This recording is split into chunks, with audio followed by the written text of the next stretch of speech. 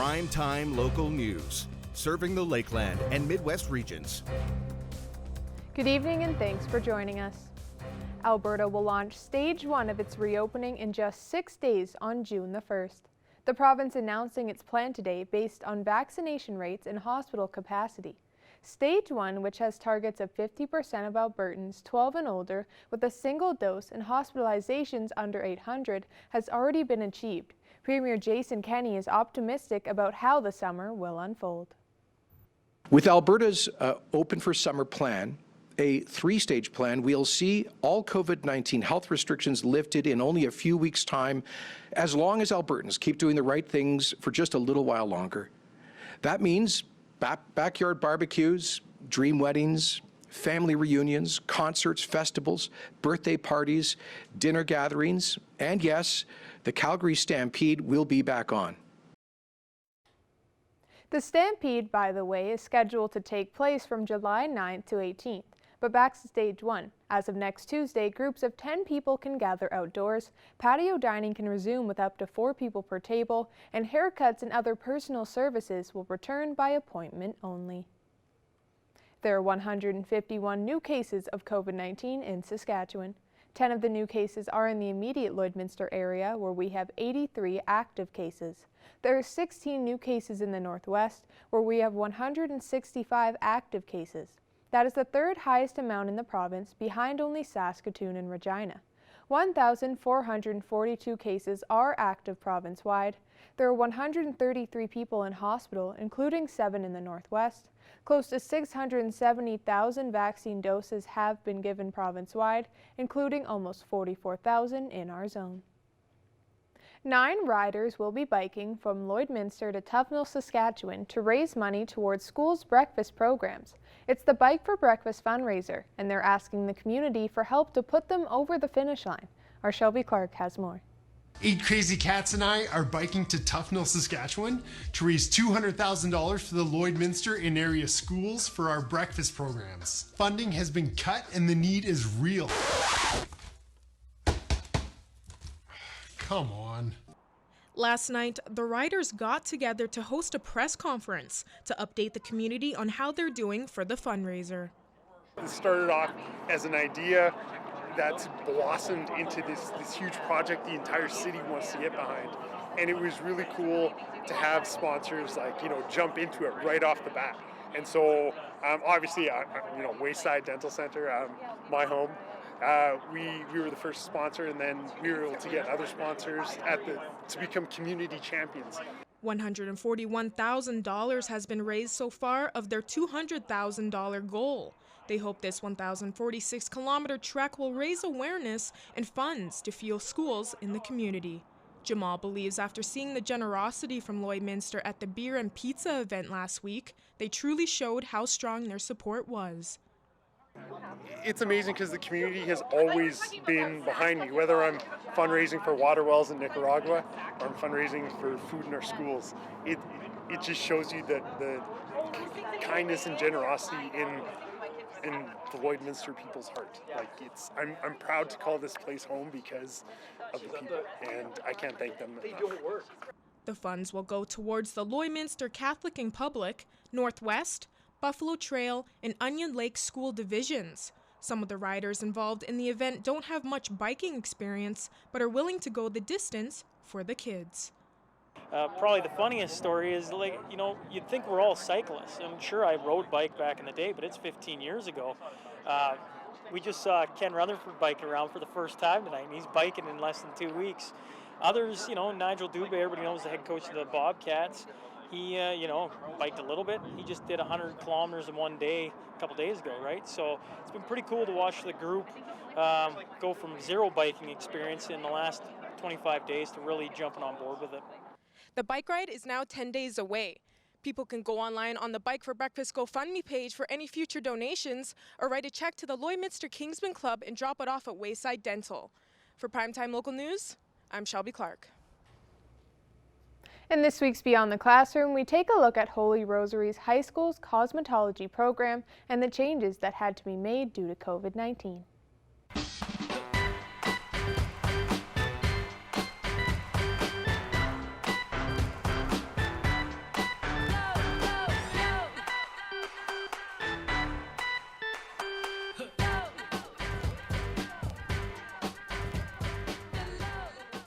Cosmetology is a very hands-on class, which is a huge benefit for the students. But last year, due to the pandemic, the class was forced online. So yeah, it was all over the computer, so it was a little bit tricky, but it was manageable. We did it. Just had to make them videos, and they had to practice at home with their mannequins, and so it was a little bit, wasn't as easy as having it hands-on with them. A new studio was built for the cosmetology students. Normally the students would travel to Lakeland College for the class, but because of safety regulations, the students stay at Holy Rosary. Well, they don't lose any time. You know, they're able to, you know, if they have to stay and practice afterwards, if they want to do it at lunch even, everything's here for them. So that part's really great. The program teaches students hair techniques ranging from curling, washing, dyeing, and perming, but they also involve other skills they can use in the future. I'd like to do makeup and possibly go bits into photography with that as well. I've been really into SFX makeup, it isn't entirely like that, but it's similar. So anything to get towards that area would be cool. And that's it for this week's Beyond the Classroom. Beyond the Classroom is brought to you by Lakeland College, home to the most hands-on education in Canada. Apply today and graduate job ready. Now our Connor Chan will take a first look at your weather forecast.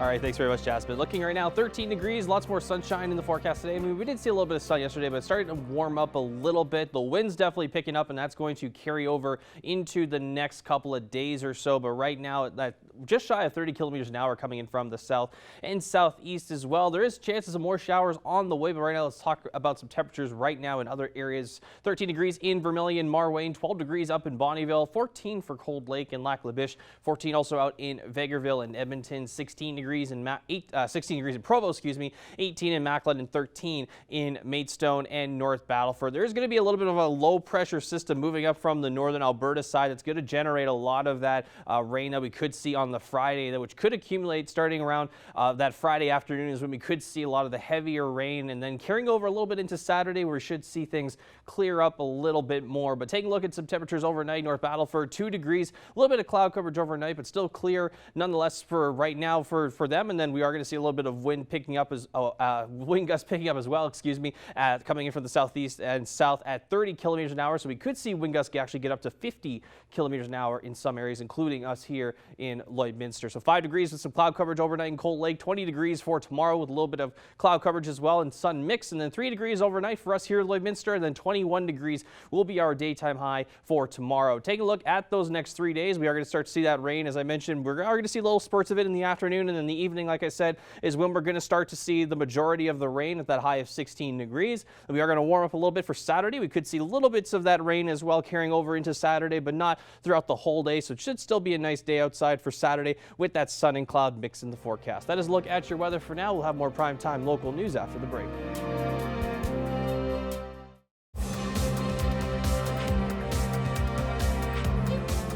Now in sports, the 103rd PGA Championship was a historic weekend at Kiowa.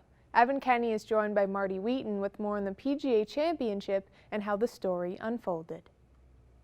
Well, this past weekend saw the PGA Championship where an almost 51-year-old Phil Mickelson took the win by 2 shots, shooting a 6-under for the weekend. Joining me today to break this all down is Marty Wheaton from Wheaton Golf Services and the Lloydminster Golf and Curling Club. Marty, thanks for taking this time. Thanks for having me. Now, I mean, Marty, what an accomplishment there by Phil Mickelson. I mean, up to this day, it's been 30 years and we still talk about the Golden Bear winning his at 46 at that Masters there. But I mean, just how impressive is it for Phil Mickelson at, like I said, almost 51 years old to win the PGA Championship? To be very honest with you, I think it's even more impressive, especially with the type of golf course. We've seen the Masters take favor to the people that can strategize and get around it, even at an older age. The type of golf course this was the longest, the hardest, and for a 51-year-old to win under those conditions, unbelievable. Now, I mean, Marty, you mentioned it there, the longest course there. And Phil Mickelson by no means is the longest player on the tour here. And especially, he was playing that final round with Brooks Koepka, who, he can absolutely bomb it. I guess just what did Mickelson do to be able to pull out this win? He did everything, and the golf course demanded that you did everything as well. And, he held his composure the last day. Phil always makes us nervous and what he's going to do the last day. And for him to hold it together all day, stay in the lead and close it, very impressive. I mean, Marty, one of the biggest personalities in the game, also had some of the biggest short game shots. I mean, just looking at some of his saves out of that long grass there, giving himself a shot at not just pars, but even some birdies there, giving himself just that opportunity to stay in the lead there and keep that lead for that while. Yeah, and the shape that he's in right now is, you can tell he's working hard on his game. He's working hard on his fitness and staying relevant. And I think we're going to see him contending at a lot more tournaments. No, I mean, Marty, last season, Mickelson, he went on the Champions Tour, the Senior Tour there, just for a handful of time there. But, first two events there, he pulls out some wins. Talking about confidence, how much confidence, I guess, did Mickelson have there? But I guess just how big is confidence in the game of golf as a whole? Oh, it has to be there, especially to close it off and win. You can always kind of float around a top 10 when you're a top end player, but the confidence has to be there. You have to be sure of yourself on every shot to win out there. It's such a competitive place, best players in the world. Now, Marty, final little note here from myself. I mean, what about that scene, the crowd following Phil Mickelson going to the 18th hole there? I mean, besides when we saw the crowd follow Tiger a handful of years back, you've never really seen anything like it in golf, right?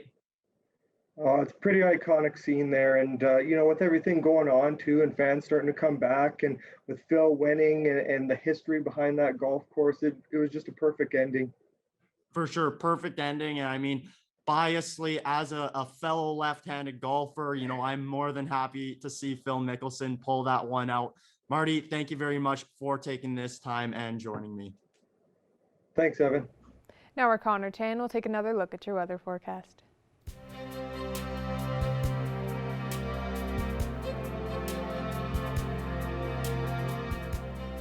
All right, thanks very much, Jasper. Taking a look right now, still sitting around that 13-degree mark right now. Looking out west, it did get a little bit warmer in some spots, including out in Edson and Jasper, sitting at 18 and 19 degrees. 17 degrees for Rocky Mountain House and 16 also for Whitecourt and in Red Deer. Looking to Saskatchewan right now, still kind of mild. We see 10 degrees in Melfort and 12 in Saskatoon. We are going to see the wind definitely pick up a little bit more in Saskatchewan for tomorrow, and 13 degrees for North Battleford and 15 up in Meadow Lake. As we take a look to the temperatures up in the far north, a little bit cooler again in some spots, but still pretty mild. 13 in the Loche and Buffalo Narrows, 8 degrees in La Ronge, looking at South End and Flin Flon sitting at 7 degrees, and 10 all the way in the far north up in Uranium City. Looking at Slave Lake sitting at 16 degrees as we move to the far north, 17 in Fort McMurray and in Peace River, and then 16 all the way up there in the Grand Prairie areas. Taking a look now to southern Alberta right now, pretty warm. Of course, I did see a little bit of showers yesterday as well, seeing at 16 degrees in Lethbridge, 14 for Medicine Hat right now, 18 degrees in Calgary as it did warm up quite a bit there.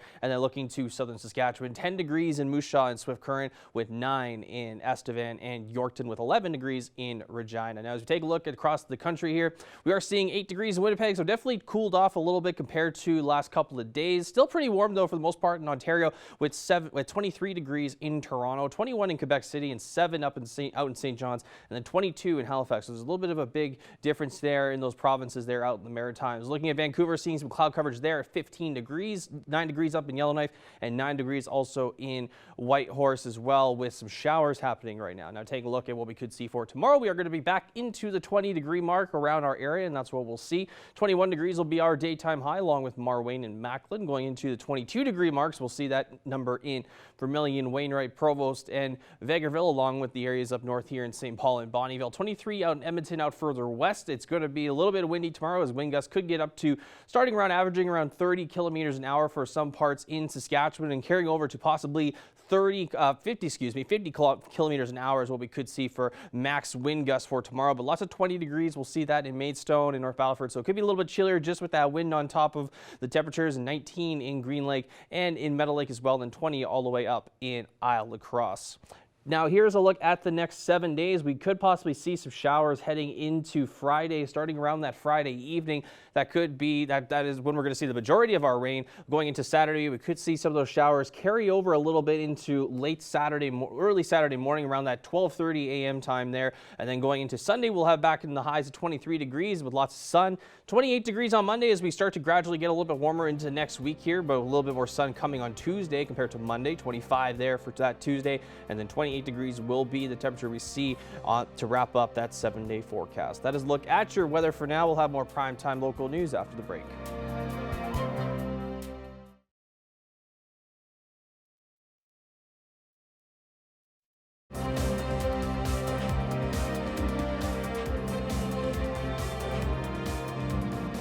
The town of Vermilion is being recognized when it comes to economic development after they picked up a few awards at the Economic Developers of Alberta Awards recently. Talk a little bit more about this. I'm joined by Mary Lee Pryor. She is the Economic Development Officer for the town of Vermilion. I'm also joined by Vermilion Mayor Colleen McCauley. Thank you both for taking some time to join me today. Before we get into the particular awards that Vermilion won, can you just tell me a little bit more about the Economic Developers of Alberta Awards? The Economic Developers Association is an association which is inclusive of all ECDev officers across the province, and they promote learning, sustainability in communities across the province, and just there to support their EDOs. So the town of Vermilion came away with 3 awards in the small communities category. One of the things that was recognized was the Vermilion Online Festival, which is something we talked about before, and I know that festival has also received some other recognition recently. Can you just talk a little bit more about the festival itself and how exciting it is to receive this recognition for it? So the online festival was something we partnered with Seekers Media on early last March of 2020. And it was a way of getting our businesses out there, particularly those that didn't have an online presence yet. And you're correct in that the online festival program has won other awards. Last fall, we were the recipient of an AUMA Sustainability Award, as well as an Economic Developer of Canada Award for that program. So to receive a third one through the province is just amazing. And it really was during a time of COVID when we were trying as a municipality to consider how do we support our businesses? What can we do to help them during this time? And something that would actually apply to the bulk of our businesses, and especially in the retail sector. So this was a really innovative way at that time. And now it's kind of what everyone is doing. But at that time, it really was, wow, could we have an online festival and actually invite virtually people to our community and have them virtually walk through the stores and have our businesses talk about what services they offer, what opportunities there is for purchasing, and allowing them to get online. So it really was a win-win for our retail sector for sure. And it was definitely something that was ahead of the curve. I think I talked with Mary Lee a few weeks into the onset of the pandemic, and that was something that was already being done. And now other communities are kind of doing something, imitating it, and it's kind of years later. So what was it like for a town of Vermilion, pretty small, to be able to, get so much recognition when it comes to economic development? I think it's just amazing. I mean, I've said this before, usually when you go to the EDA conference, they try to spread the wealth, I'll say. And so for small communities under 10,000, there is only 3 marketing awards given out, one for business investment attraction, one for business retention expansion, and one for community economic development. And, when I first heard, okay, we won business investment attraction, I thought, okay, we got one, we're good. But then it went to 2, and then it went to 3. So it was kind of a clean sweep and unprecedented. Can you talk about the 2 other awards that the town won and kind of what went into the decision for you guys to be able to win? Well, the business retention expansion, or I guess business investment attraction, pardon me, was for our 2 incentive programs. One is for the retail development incentive program, where we've had that program here for a couple of years, but we've never really, I guess, publicized it to the world. We've publicized it within Vermilion. It's where if you're an entrepreneur and you move into an existing building in our downtown core, out by our Lakeland Mall, we'll give you anywhere up to $15,000, half of your leasehold improvements, to help you come to Vermilion. And we do now have expanded it into industrial, and so there is a program for industrial as well. It really was a way for our new entrepreneurs to get into their business and not have to focus so much on the leasehold improvements. I know I've had some questions from other municipalities. Why didn't we focus on the building? That's a very typical incentive that's offered. And I really said, I want these building owners to actually get a renter, somebody who's going to come in and have their business. So if we incentivize the business owner rather than the building owner, it's win-win. I get a business, I get an opportunity to support an entrepreneur, and then the building owner actually gets a renter.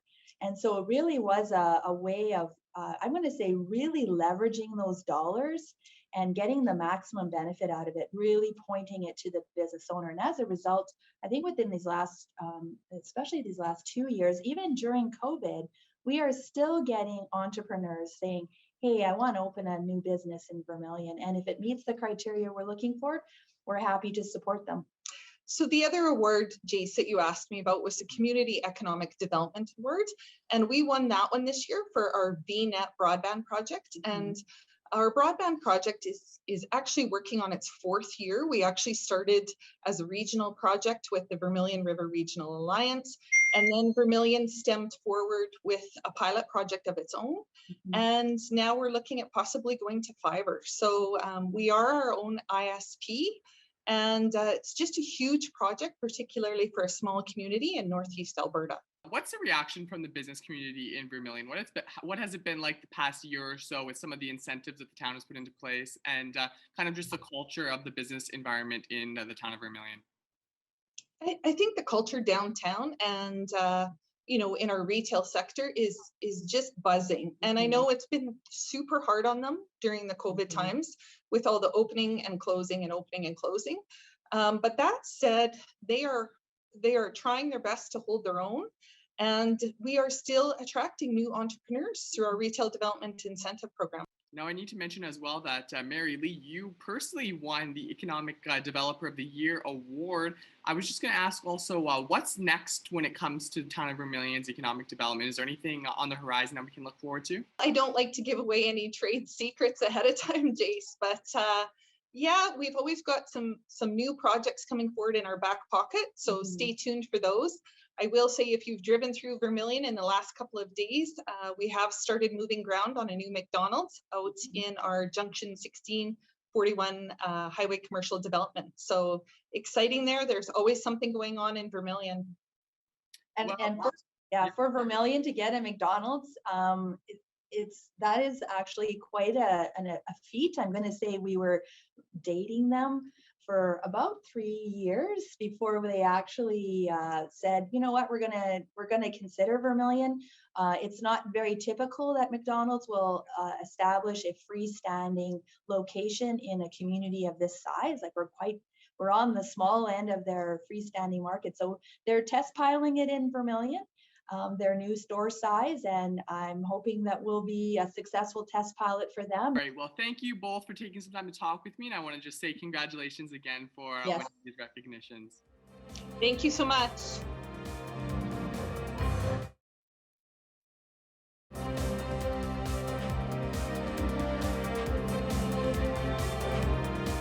Lexi J from the pop duo Featurette joins us today here on Primetime Local News, and we're talking about your new and powerful music video called The Blame. And I know it's a pretty personal video to you, and it talks about your story of what you experienced when you were younger. So my first question to you is, why now to share your story, and also the vision that you had for the music video itself?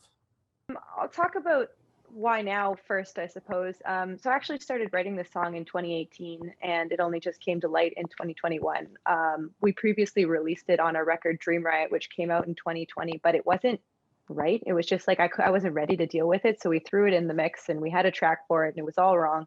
And then a few things aligned more recently in my career, and I was finally able to get to a place where I was ready to address this issue. And the only thing that was stopping me was that the track just didn't feel like I needed it to. It didn't have that like organic feeling to it. So we tore it apart and we started again. And we actually did the two things simultaneously. So I came up with the concept for the video and co-directed it, and I produced it and just did all the art direction for it and all the set and everything. And I feel like I needed complete control of that because no one's going to know my story but me, right? So I was able to put that out there fully with the imagery that I was comfortable with, really delving in as much as I felt that I could.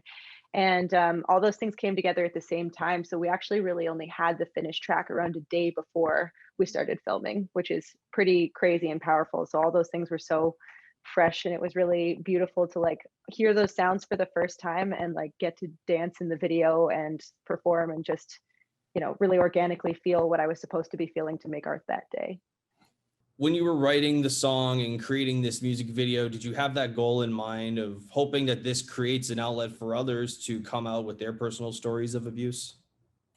100%. I think that there's far too many victims out there of all different kinds of descriptions. This is obviously dealing with child abuse, but there's abuse that happens at any age in your life with any gender, any non-binary person. There's so much out there that just falls under the umbrella of abuse, physical, emotional, sexual, or otherwise. And I think this is what art is for. There's obviously art that's created for, you know, just pleasure and leisure and those kinds of things. But this piece was created so that some people would feel like they weren't alone, so that they feel like they too could come forward with their story. And already just in the few people within my team, even that I've been sharing the video with, people have already been coming out to me with their own stories or their parents' stories, or just letting go of some of that shame of like, I've been holding on to this for so long. Like, thank you for making something so that I felt like I could say something too. And that was really the intended goal here, is to just put myself out there so that others felt that they could be free of that as well. Like I did mention off the top, that it's a story of what you had to face in your life before and how the music video is a reflection of that. For those that are watching and getting to know you for the very first time, can you share with us a little bit more about your story? The video comes out on May 14th, and I think when you see it, a lot will become implicitly clear just through the visuals that we created. In the second verse, I show myself at a birthday party, except it's dark, everything's black, everything's like tainted and heavy. And I show at the end of that scene the reeling of the numbers on the cake. I'm swapping out the candles, and it goes through 11 through 17. So those are obviously the years in which I was affected. Those are formative years. They're years from middle school through high school. And the abuse carried on throughout those years. And it was with somebody I trusted, somebody I felt I knew. And from the video, I think you'll be able to gain a little bit of context as to who that person was in my life and what position they may have held. But yeah, throughout the video, we see, like, you know, my inner child dancing along, and she's sort of there with me throughout. And by the end of it, I get to break free a little bit. So I think through the video, we had that evolution, that catharsis of like where I am now, realizing what had happened then and bringing that into the present in a really present way, and trying to overcome that and get to a point where, you know, I'm able to heal, where I'm able to let go of some of that through support from friends and family and through my art. When you look at the statistics when it comes to sexual abuse and the way that the numbers are unfortunately are, how angry does it make you as a victim to see these numbers like that, especially for those that still continue to deal with these issues?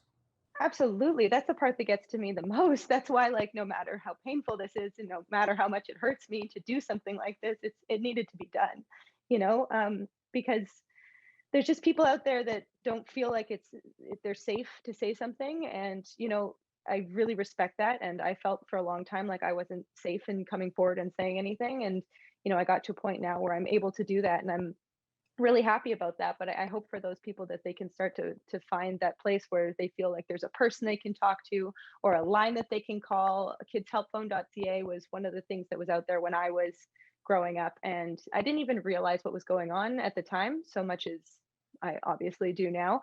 And I wish I had taken those steps then. If I could go back and tell myself that I should have done that, I probably would. But every situation is unique, and unfortunately these things will continue to happen until it's more at the forefront of the conversation. So that's what I'm hoping to achieve through all this. Yeah. Lexi, thank you so much for joining us. I really appreciate your time. I know it's not easy for victims to share their story of abuse, but I'm very happy that you were able to do so, and in hopes that this music video and the song can hopefully help many others along the way. So thank you. Thanks, Connor. Appreciate it. I'm glad that you were willing to take this conversation on because it's obviously not a light one, right? Like it's not going to be for every outlet, and I'm just glad that there's anyone willing to talk about it because it's a big deal. It really helps. All right, taking one last look here at your weather forecast. We are going to warm up tomorrow at 21 degrees. Could see some rain Friday night with 16 as our high there. 19 degrees on Saturday, 23 on Sunday. Should be some clearer skies in the forecast. Back to cloud coverage again on Mondays. We get to 28 degrees and we'll start to warm up gradually as the week goes on. So 25 degrees though for Tuesday. We'll drop a little bit there, but then we'll go back to that 28 degree mark on Wednesday. Thank you for joining us on Primetime Local News. Have a great rest of your night.